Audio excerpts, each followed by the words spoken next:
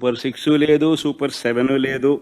మా ప్రభుత్వం అమలు చేస్తూ ఉన్న, గతంలో అమలు చేస్తూ ఉన్న పథకాలు పిల్లల చదువులకు అవసరమైన పిల్లల చదువులను ప్రోత్సహిస్తూ, ఆ తల్లులను ప్రోత్సహిస్తూ, ఆ పిల్లల చదువుల కోసం, ఆ తల్లుల కోసం ఇస్తూ ఉన్న అమ్మఒడి, పాయే, రైతన్నలకు తోడుగా నిలబడే రైతు భరోసా పథకం, పాయే, వసతి దీవెన, పాయే, విద్యా దీవెన అరకొర, చేయూత లేదు, ఆసరా లేదు, సున్నా వడ్డీ, ఆరోగ్యశ్రీ పూర్తిగా కూడా యగనామమే, వాహనమిత్ర, నేతన్న నేస్తం, మత్స్యకార భరోసా, కాపు నేస్తం, ఈబీసీ నేస్తం, చేదోడు, తోడు, లానేస్తం, అన్నీ గతంలో